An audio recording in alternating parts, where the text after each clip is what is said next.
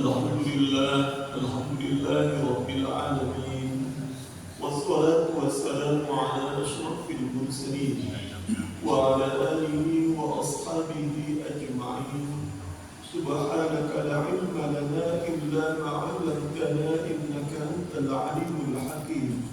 Rabbi shrah li sadri wa yassir li amri wahlul 'uqdatam min lisani yafqahu qawli. Amma ba'd.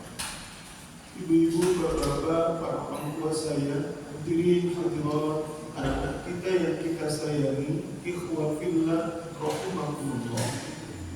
Marilah pada subuh ini kita bersyukur kepada Allah Subhanahu wa taala.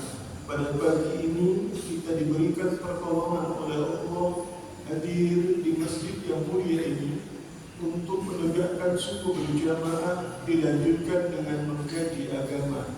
Mudah-mudahan apa yang kita lakukan pada subuh ini mendatangkan kebaikan dari Allah, kebaikan yang kita rasakan bermula dari dunia berlanjut hingga ke akhirat.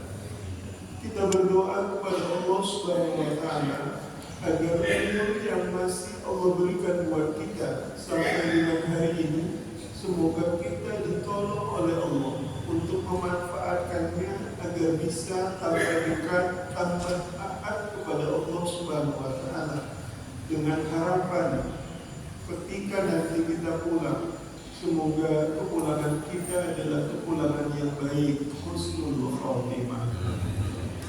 Salawat dan salam semoga Allah limpahkan kepada Nabi Muhammad sallallahu alaihi wasallam.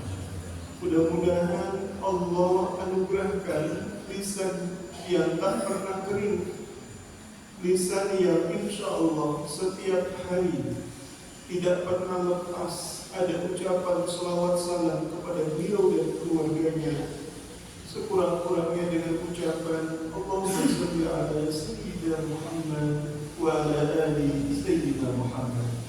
Mudah-mudahan ibu dan bapak, selawat salam yang kita sampaikan kemarin, kini dan nanti menjadi jalan kebaikan buat kita yang akan mengangkat derajat kita, dan insya Allah di hari kemudian dengan izin Allah kita dan keluarga besar kita akan mendapatkan syafaat dari baginda Nabi sallallahu alaihi wasallam. Amin ya rabbal alamin. Ibu dan bapak, para orang tua saya, anak-anak kita yang kita sayangi, ikhwah fillah rahimakumullah. Pada subuh ini kita akan melanjutkan kajian kita tentang Al-Quran. Alhamdulillah, pada subuh ini kita akan membahas lanjutan ayat yang kemarin. Pada bulan lalu kita membahas ayat yang ke-48. Hari ini kita akan membahas melanjutkan ayat ke-49 dan ayat ke-50 dari surah Al-Baqarah. Saya akan bacakan ayatnya. A'udzubillahi minasyaitonir rajim. Wa najjaynakum min ali fir'auna yasumunakum su'al 'adzab yudabbihuna abna'akum wa yastahyuna nisa'akum wa fi dhalikum bala'un min rabbikum 'adzim. وَإِذْ فَرَقْنَا بِكُمُ الْبَحْرَ فَأَنْجَيْنَاكُمْ وَأَغْرَقْنَا آلَ فِرْعَوْنَ وَأَنْتُمْ تَنْظُرُونَ. Shadaqallahul Azim. Aku berlindung kepada Allah dari godaan syaitan yang terkutuk. Dan ingatlah ketika kami menyelamatkan kamu dari Fir'aun dan pengikutnya, dari siksaan yang ditimpakan mereka terhadap kamu yang begitu berat. Mereka menyembelih anak laki-lakimu dan membiarkan hidup anak-anak perempuannya. Yang demikian itu terdapat cobaan yang amat berat dari Tuhan. Dan ingatlah ketika kami membelah lautan dan kami menyelamatkan kamu dan kami menenggelamkan Fir'aun dan pengikutnya, sementara pada saat itu kamu menyaksikan secara langsung. Maha benar Allah yang Maha Agung dengan segala firman-Nya. Bapak Ibu para jamaah, dua ayat ini adalah ayat yang menceritakan tentang kisah masa lalu, bagaimana Allah memberikan penyelamatan terhadap Bani Israel. Kalau kita coba runut sebelumnya, ayat-ayat dalam Al-Quran, khususnya pada surah Al-Baqarah yang telah kita bahas, memberikan informasi betapa Allah sudah memberikan sesuatu keistimewaan kepada Bani Israel. Banyak keistimewaan, banyak nikmat, dan karenanya Allah Subhanahu wa Ta'ala selalu mengingatkan Bani Israel untuk mengenal betapa Allah sudah memberikan nikmat yang begitu banyak untuk mereka.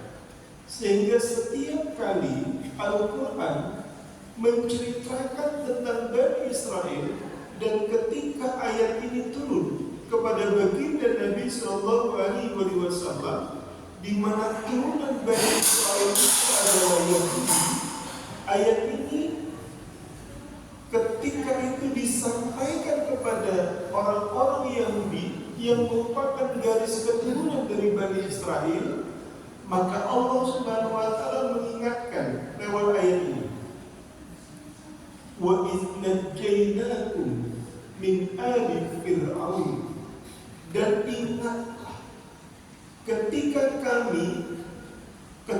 Allah menyelamatkan kamu dari Fir'aun dan pengikutnya. Seolah-olah Al-Quran ini ingin mengatakan begini, Pak, kalau sekiranya dulu pendahulumu, orang-orang terdahulu dari kamu, tidak Allah selamatkan, kamu itu nggak ada. Bahwa kita hari ini ada karena generasi sebelum kita ada.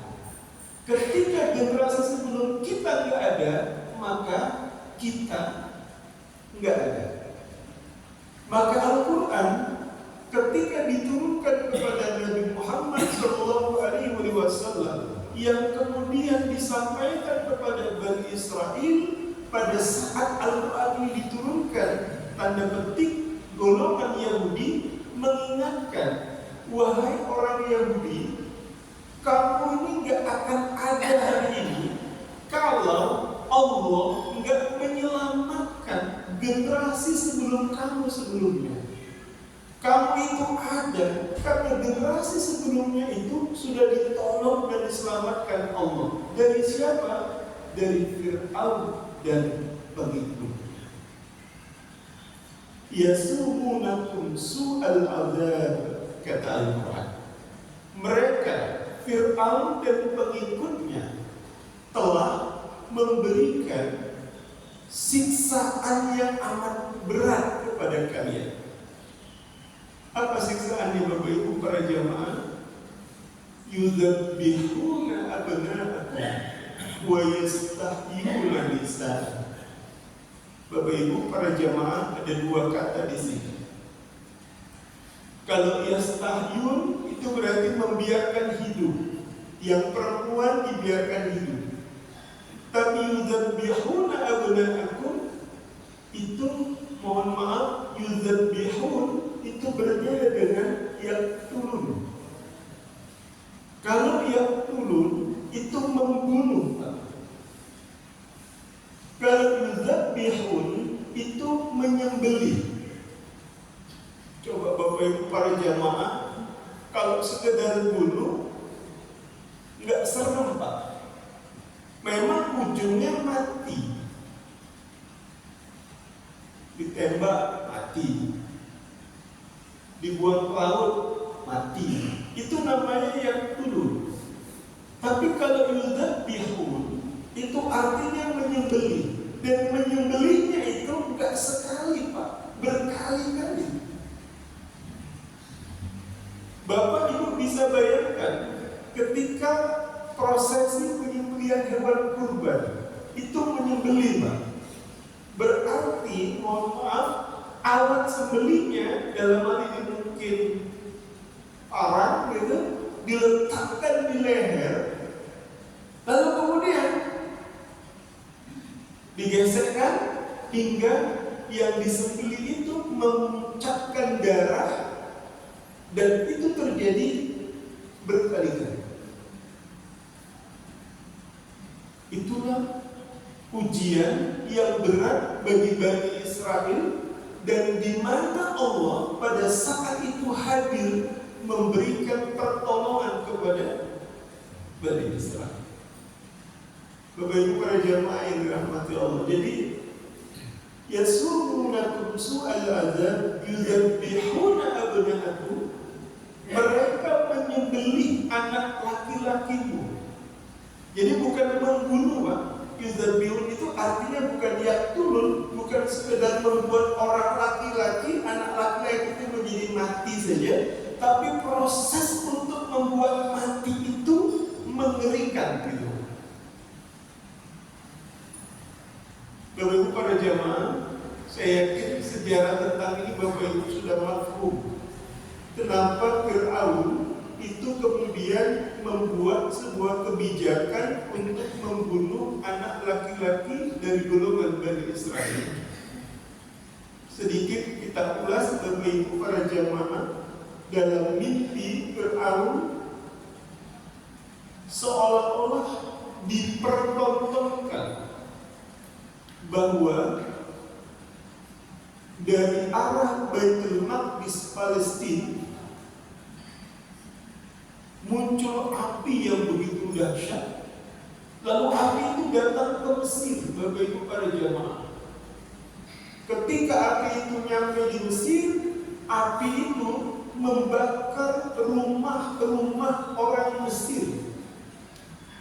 Sementara rumah dari Bani Israel itu enggak terkena api itu. Dia bangun, tapi dia enggak cerita Bapak Ibu para jamaah dengan para penggawanya. Lama-kelamaan Bapak Ibu para jamaah terganggu pikirannya dengan mimpi itu. Ujungnya dia ceritakan dan dia minta pendapat. Gimana pendapat kalian tentang hal ini? Kata para pengikutnya, wahai Fir'aun, kalau menurut kami nanti ada dari golongan Bani Israel yang akan menghancurkan kekuasaanmu. Dengan penjelasan itu, maka Fir'aun minta pendapat apa yang harus dilakukan. Kalau begitu, bunuh Bapak Ibu para jamaah anak laki-laki dari kalangan Bani Israel. Maka Bapak Ibu dikeluarkanlah kebijakan itu, dan dalam sejarah dicatat ada dua versi Bapak Ibu para jamaah. Berapa jumlah anak laki-laki dari Bani Israel yang telah dibunuh oleh, mohon maaf, yang telah disembelih oleh Fir'aun dan pengikutnya. Jumlahnya itu luar biasa Bapak dan Ibu. Dalam tafsir ada yang menyebutnya 12.000 orang anak, dan sebagian lagi menyebut lebih banyak dari itu, 90.000 anak laki-laki. Bapak Ibu para jamaah bisa dibayangkan itu. Luar biasanya Pak. Hingga pada saatnya terjadilah krisis Pak. Krisis jumlah penduduk.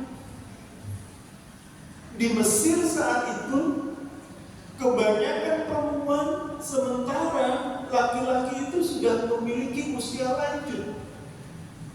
Pada saat yang sama Bapak Ibu, Fir'aun membutuhkan tenaga yang begitu banyak untuk menjaga kekuasaannya, keperluan-keperluannya, hingga akhirnya muncul kebijakan.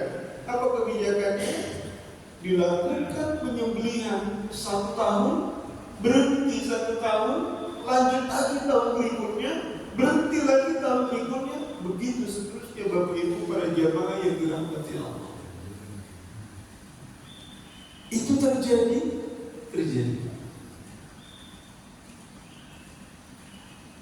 Wa yastahyuna nisa wa fi dzalikum bala'un min rabbikum 'azim. Yang demikian itu, kata Allah, terdapat ujian yang amat berat dari Tuhan. Saya ingin sampaikan ke kita, Bapak Ibu para jamaah, ini kisah dari golongan Bani Israel, tapi nanti di ujungnya mengingatkan kita dengan kondisi yang telah Allah berikan buat kita. Maka Al-Quran menggunakan kata wa'id atau kata id. Ingat-ingatlah. Kalau di tayangan TV itu bahasanya melawan lupa. Gak usah menyebutkan nama TV-nya ya Pak, nanti promosi pula aja. Melawan lupa.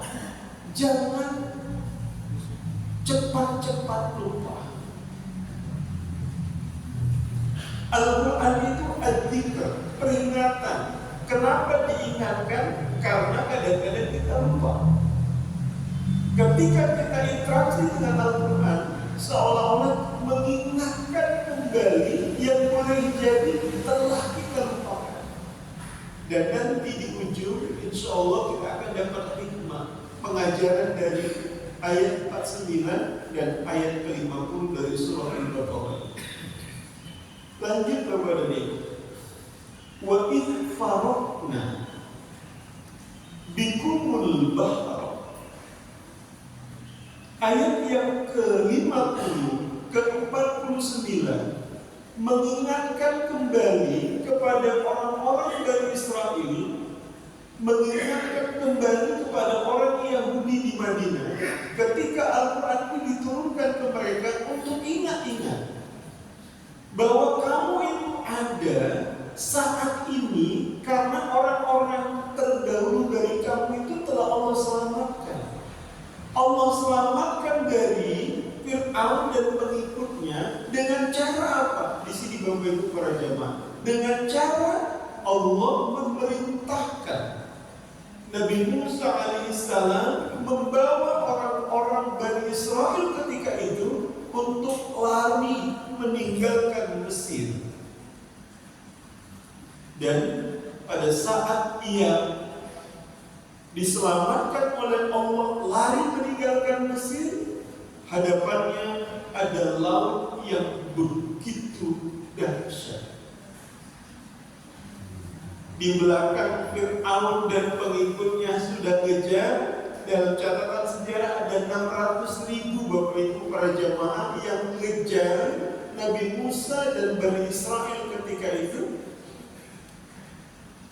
Di depannya laut, di belakangnya Fir'aun. Sehingga ada ungkapan dari orang Bani Israel ketika itu,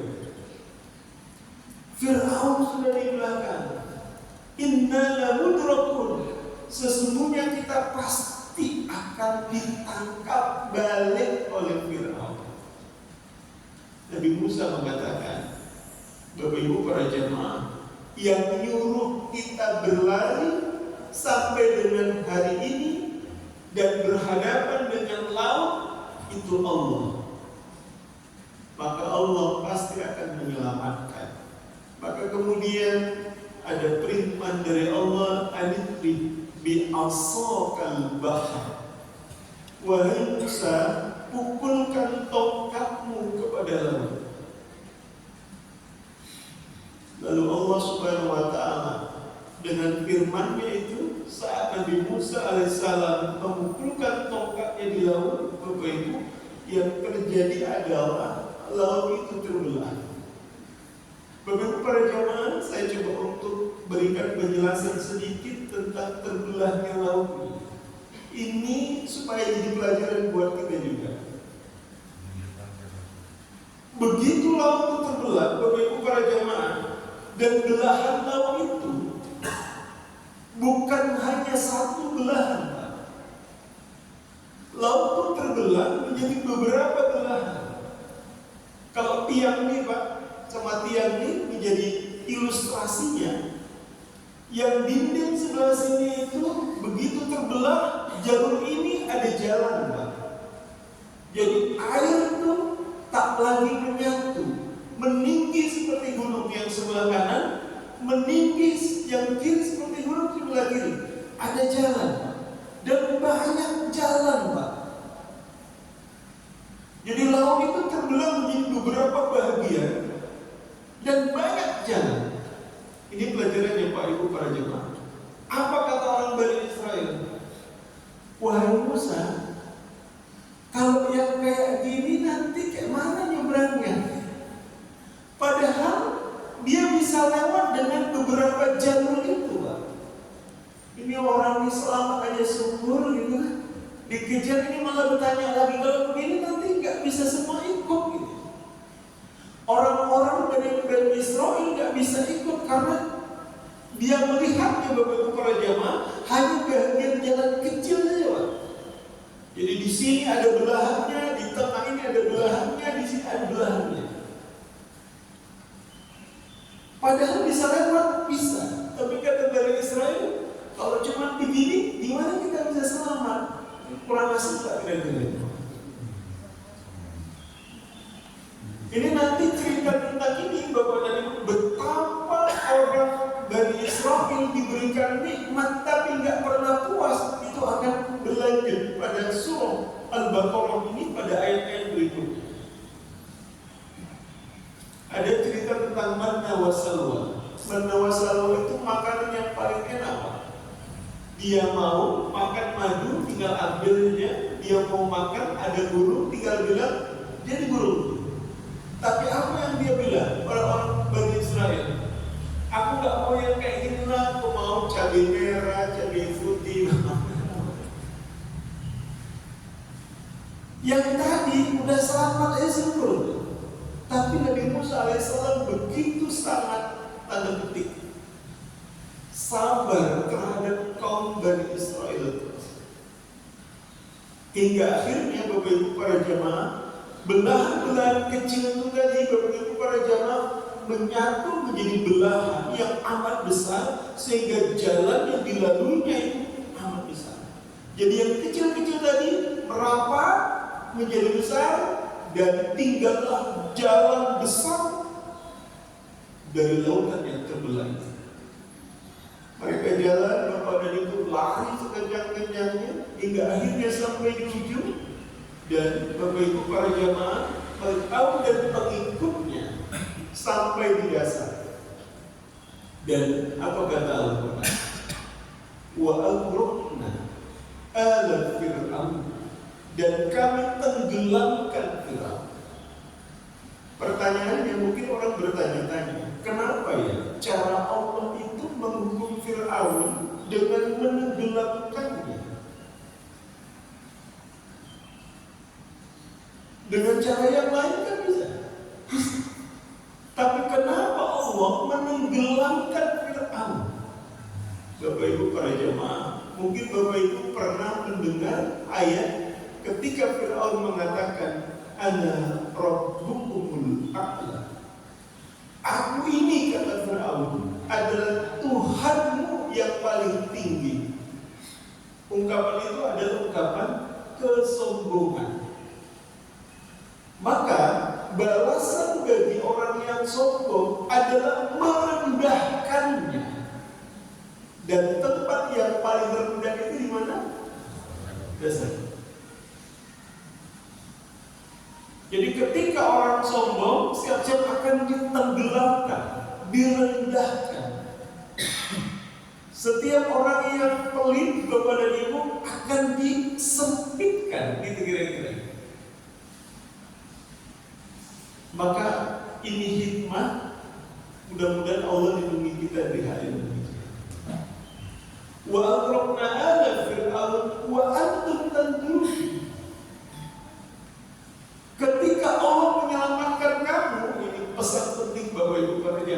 ketika Allah menyelamatkan kamu dari kejaran Fir'aun, membelah lautan, menenggelamkan Fir'aun, itu bukan cerita saja. Nenek moyangmu, kira-kira gitu Pak, orang terdahulu darimu itu bukan dengan cerita, tapi mereka menyaksikan langsung peristiwa dahsyat itu. Tapi apa juga Bapak Ibu? Bandel juga nggak? Bandel juga. Nggak mau balik juga. Ini kita coba untuk ambil pesan dari sini Bapak Ibu para jemaah. Saya akan coba ulas beberapa hal. Yang pertama Pak, Fir'aun itu, meskipun nanti di ayat-ayat yang lain nanti akan beririsan Bapak Ibu penjelasannya. Fir'aun itu adalah orang yang luar biasa parah. Tanda kutip. Kenapa parah? Dia berani mengaku sebagai Tuhan. Kayaknya gak ada lah manusia separah dia. Ngaku berani sebagai Tuhan. Parah. Tapi Pak, betapapun dia ngaku sebagai Tuhan, Allah nggak membiarkan dia, kecuali Allah menghadirkan Nabi Musa untuk berdakwah kepadanya. Saya ingin mengatakan Pak, izin Bapak Ibu para jamaah, hari ini kita barangkali menemukan orang belum taat, belum soleh, siapapun itu Pak. Tapi mereka itu tak separah dari Fir'aun. Sedang separah Fir'aun saja Pak, Nabi Musa diutus oleh Allah untuk dakwah kepadanya.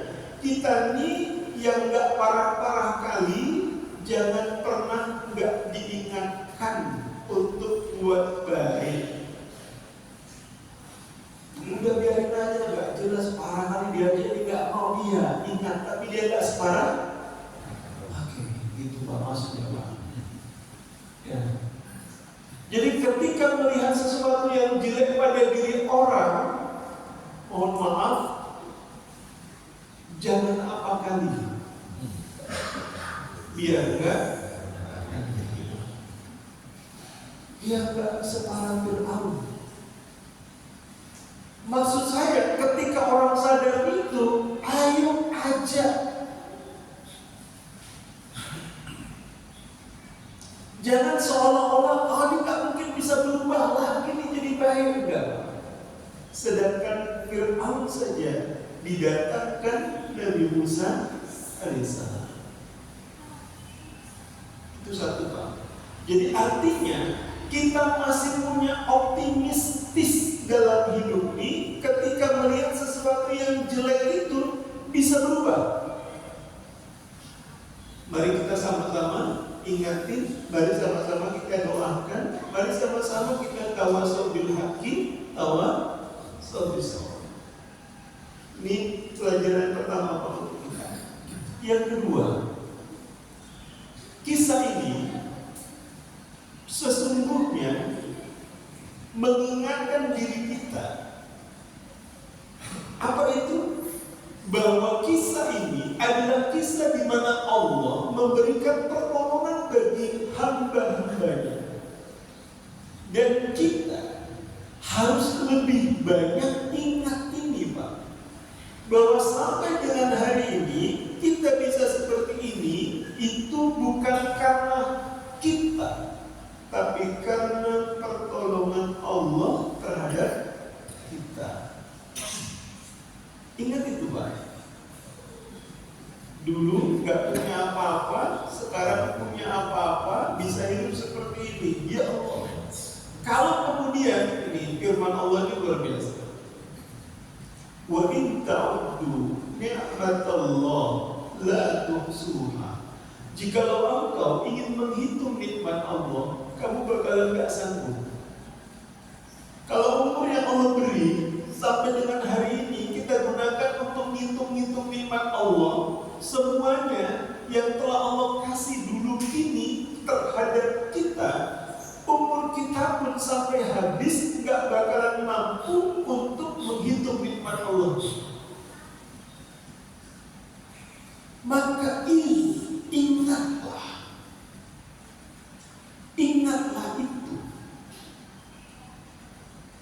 Supaya apa? Supaya muncul rasa syukurnya, supaya muncul rasa ingin taatnya, supaya muncul rasa ingin terus dekat kepada Allah. Kenapa? Karena rasanya malu, sudah banyak dikasih nikmat, tapi belum banyak taat kepada Allah.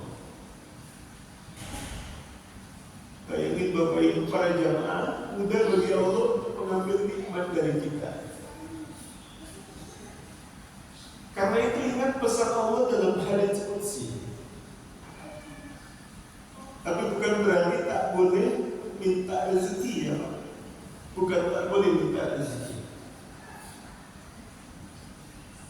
Apakah Allah pernah menagih meminta amal esok?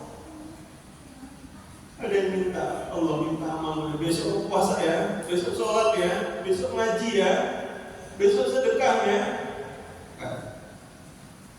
Apakah Allah ada meminta amalmu esok?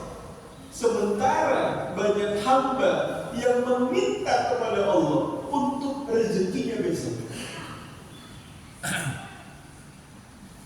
Coba Bapak Ibu ada jamaah. Coba renungkan ini teman. Apakah Allah ada meminta kepada hamba-hambanya akan amalnya untuk esok? Bukankah banyak hamba-hambanya yang meminta kepadanya untuk rezekinya?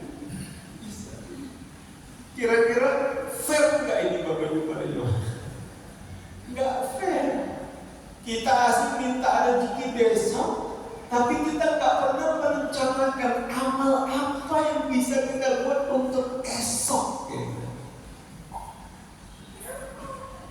Padahal sisi yang lain kepada Ibu, betapapun kita tanda petik belum taat maksimal kepada Allah, rezekinya nggak berhenti untuk kita.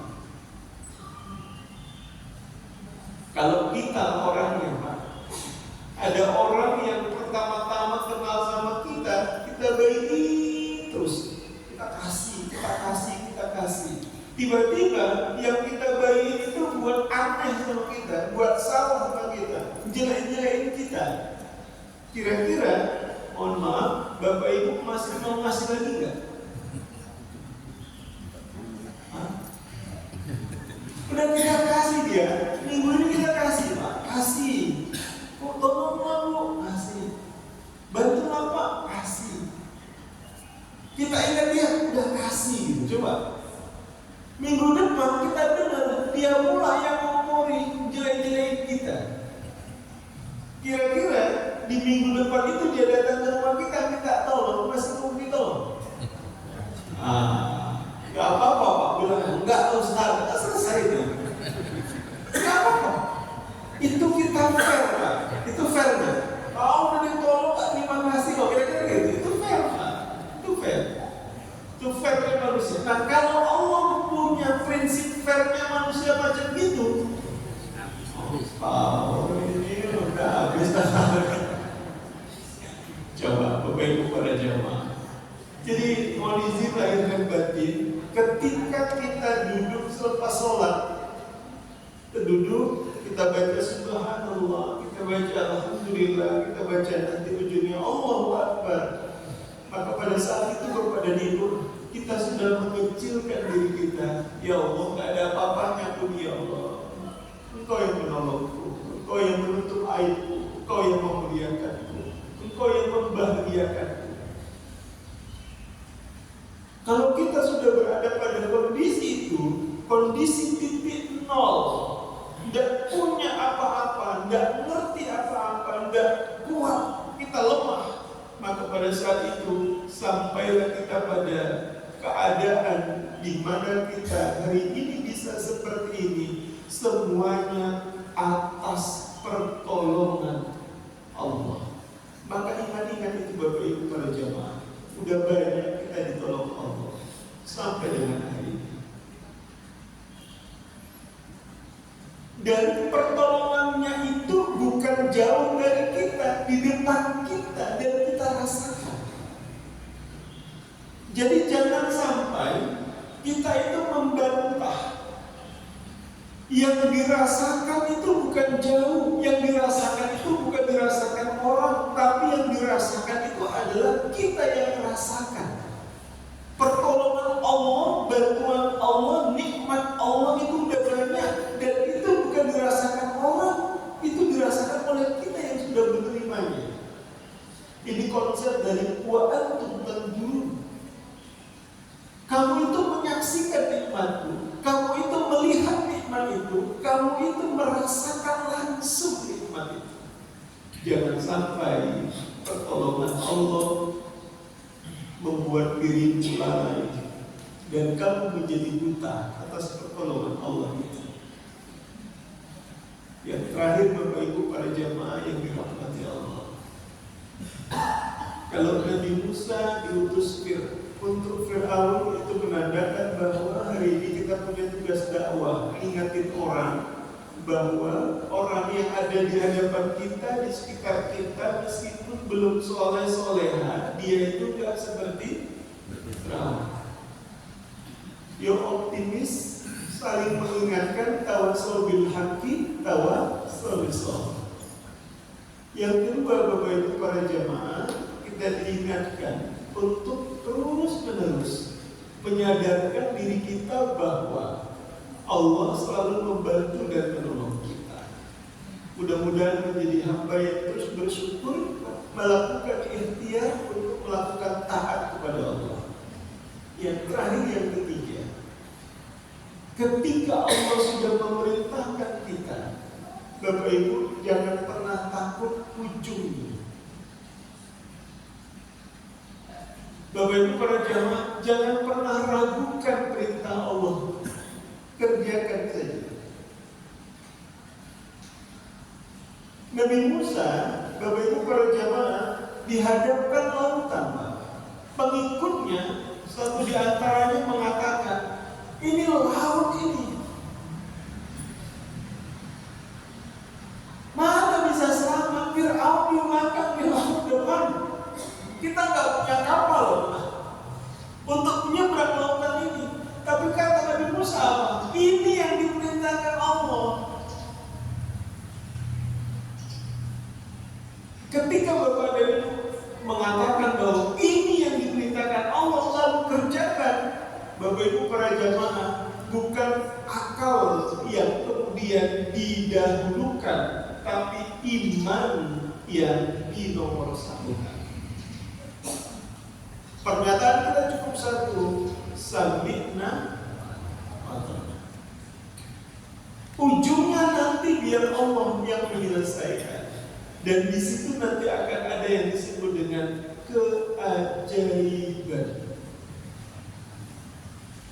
Apa yang diperintahkan Allah, apa yang diperintahkan Allah melalui Nabi-Nya Sallallahu Alaihi Wasallam, Bapak Ibu kerjakan saja. Bahkan kadang-kadang menurut logika kepala kita, mohon maaf, kadang-kadang itu nggak nyambung, Pak. Mohon maaf, kadang-kadang kita ini kan pakai akal. Satu, saya mau coba uji Bapak Ibu para jamaah yang dirahmati Allah.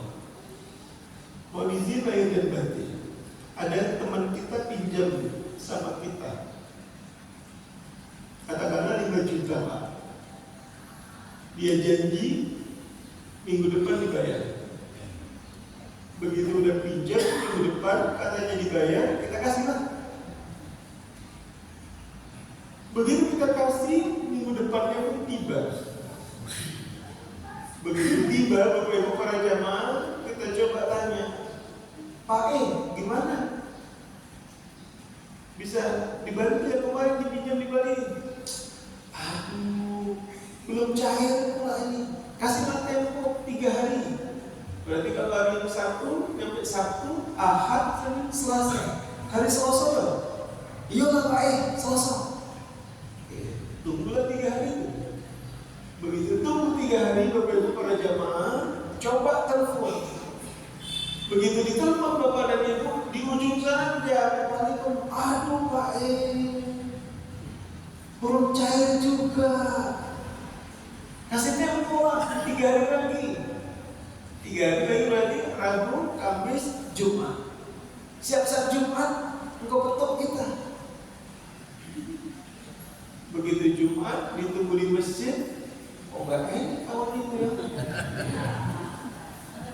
Oh mungkin masuk. Begitu sudah Jumatan, tanya teman-teman, Mas, Pak Anu, enak Jumatan? Oh iya enggak enak Pak. Wah kita bertolong dulu ingatnya. Astagfirullahaladzim. Coba ditelepon Pak. Begitu ditelepon, handphonenya nggak nyambung. Nomornya Anda 7. Wah. Tapi para jamaah yang dirahmati Allah. Oke? Berlanjut kisahnya, kita lanjutkan Pak. Pas hari Sabtu Pak, kita coba datang ke rumahnya. Rumahnya tutup. Begitu rumahnya tutup, mungkin pulang kampung. Betul, ditanya tetangga, iya Pak Anu balik kampung. Mungkin Senin. Begitu Senin kita nggak sempat ke rumahnya, maklumlah tetangga Pak, bisik-bisik. Pak Anu katanya, wingi tuku kereta baru. Wah. Kira-kira gimana Pak? Dingin atau panas Pak? Kalau dingin Pak tentu. Kalau panas, ya itulah biasa gitu ya. Panas. Wah gitu naik ya Pak. Kita datang ke rumah. Ini janjinya Pak, ini ya. Bisa tuh kereta baru ya. Dijelasin. Iki udah tuh kereta baru. Iki enek wong yang ngedin. Nggak percaya aku deh. Bapak Ibu pada jamaah mohon maaf. Dilanjut cerita Bapak Ibu. Memang faktanya kereta itu dikasih dan second lagi Pak. Tapi kita sudah membuat biasa panik 25 juta tadi nggak dipulangin karena dia ngutang sama kita. Janji mau bayar. Tapi Bapak Ibu para jemaah dia udah ngaku nih yang kita pinjam emang gak enak Pak duit itu Pak. Jadi kereta ini gini anak sekolah Pak. Mas dong bayar lah. Luar biasa kita itu Pak. Yang penting aku nggak perlu 25 juta harus balik. Ini caranya urusan ditekan, dipaksa, nggak sanggup kawan itu juga Pak. Hari itu juga dipaksa. Bapak Ibu pada jamaah yang dirahmati Allah, coba kita balik pada Al-Quran. Ini yang saya maksud. Dinalar kita kadang-kadang tak nyambung, tapi itu perintahnya Pak. Al-Quran itu cerita Pak, ketika ada sahabatmu minta tolong sama kamu, lalu kamu berikan pertolongan atasnya, lalu ada janji untuk mengembalikan pada saat waktunya dia nggak sanggup. Bapak Ibu para jamaah, apa yang diminta Al-Quran?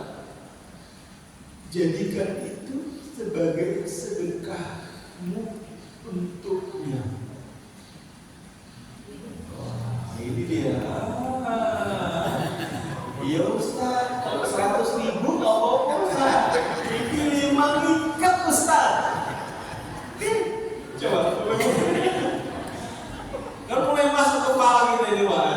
Ya, kalau limbur nggak apa-apa lah Ustaz, jadi sedekah. Ini 5 ikat Ustaz.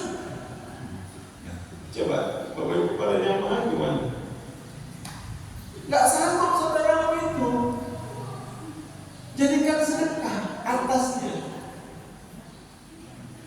Kepala kita ngomong, kalau cuma limpul boleh Ustaz.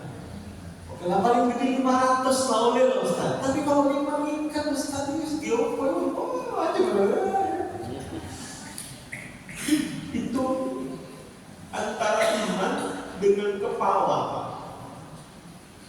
Bisa dipahami ya, Bapak?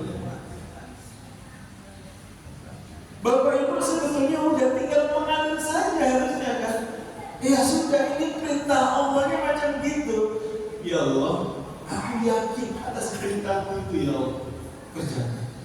Berat kepalanya, berat Pak. Tapi begitu kita lepaskan, tunggu keajaiban yang akan Allah berikan buat Bapak dan Ibu sekalian. Hari ini kita coba pelan-pelan ngajinya aplikatif aja Pak. Satu lagi Pak. Ada orang datang ke kita.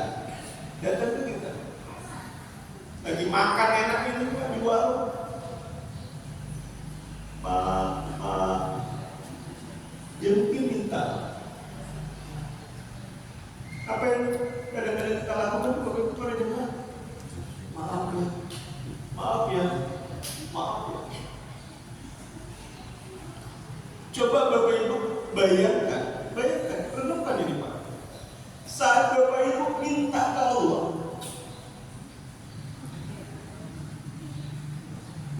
Ibu butuh lalu minta ke Allah, lalu Allah bilang gini, maaf ya. Kira-kira gimana itu Pak? Maksud saya Pak, berikan rasa bahagia kepada orang yang meminta, meskipun belum tentu yang kita berikan itu mencukupkan kebahagiaannya. Jangan pernah kecewakan orang yang meminta kepada kita dengan mengatakan, meskipun belum lebaran, mohon maaf lahir dan batin. Bapak Ibu para jamaah, jangan pernah kecewakan orang yang meminta kepada kita. Nanti akan terus seperti itu. Ketika kita pelan-pelan mengamalkan yang kecil ini dengan mengatakan bahwa ya Allah, sami'na wa ata'na, perintahmu kami dengar dan kami patuhi ya Allah. Berat di kepala kami, iya, tapi akan kami lakukan itu ya Allah. Karena ketika kita mengakui ini perintah Allah, lakukan itu, insya Allah di ujungnya ada keajaiban. Dan dalam konteks cerita Nabi Musa, di mana Allah menyelamatkan Bani Israel dan pengikutnya dari kejaran Fir'aun dan pengikutnya, adalah ketika mereka ngikut perintah Allah, ketemu lautan. Karena itu perintah Allah, Allah yang memberikan keajaiban, pertolongan, keselamatan. Jadi konteks tadi Pak, berat orang dan dibantu, nggak bisa bayar, diapain Bapak Ibu? Nyesel untuk mengaji.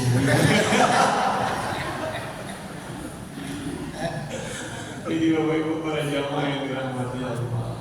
Coba renungin ini Pak. Nggak dibayar pun, yang kita kasih pinjam ke kawan kita tuh sehat-sehat aja ya gitu. Coba. Duit kita masih ada sama orang, nggak dibalikkannya, ada yang sakit gigi Pak. Rezekinya jalan juga kan? Jalan juga. Terus apakah kita Pak? Ya kan? Hidup juga ya. Anak sekolah juga ya. Pas sakit berobat juga ya. Apalagi jalan-jalan juga ya. Orang beli juga ya. Terus apa kali? Padahal Pak, saat dimana orang memberikan pertolongan kepada sahabatnya, dia janji 7 hari sepekan membayar.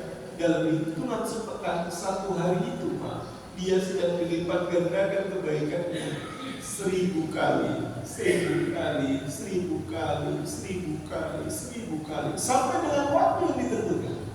Diperpanjang lagi 1000 kali, 1000 kali, 1000 kali. Nggak dibayarkan, berkali-kali Allah lipatkan kebaikan untuk kita. Tidak yakin janji Allah juga. Cuman Allah yang ketika berjanji dia tak mengingkari janji-janji. Karena itu Bapak Ibu para jemaah, apa yang diperintahkan Allah kerjakan saja. Berat di kepala, yakinkan di iman bahwa pasti ujungnya adalah kemuliaan yang Allah berikan kepada kita. Jangan pernah kecewakan orang datang ke kita, karena kita berharap Allah juga tak mengecewakan kita saat kita datang meminta, memohon kepada Allah. Berikan rasa bahagia di hati orang, meskipun mungkin kita belum memenuhkan kebahagiaan dalam hatinya, karena kita juga ingin dipenuhkan bahagia dari pertolongan dan bantuan dari Allah. Barangkali ini Bapak Ibu para jemaah yang bisa disampaikan, mudah-mudahan bermanfaat. Mohon maaf lahir dan batin, semoga Allah Subhanahu wa taala melindungi kita. Dan terakhir, mohon doa dari kita sekalian, saling mendoakan untuk saya dan keluarga dan kita semua, semoga senantiasa sehat, bahagia selalu, berlimpah berkah dan tetap dalam lindungan Allah Subhanahu wa taala. Terima kasih. Kita sudahi dengan kafarah majelis. Subhanallah wa bihamdika, asyhadu an la ilaha illa anta, astaghfiruka wa atubu ilaik. Bismillahirrahmanirrahim. Alhamdulillahirabbil alamin. Allahumma shalli wa sallim wa barik ala nabiyyina Muhammad wa ala alihi wa ashabihi ajma'in. Allahumma a'inna ala dzikrika wa syukrika wa husni ibadatik. Allahumma a'inna ala dzikrika wa syukrika wa husni ibadatik. Allahumma a'inna ala dzikrika wa syukrika wa husni ibadatik.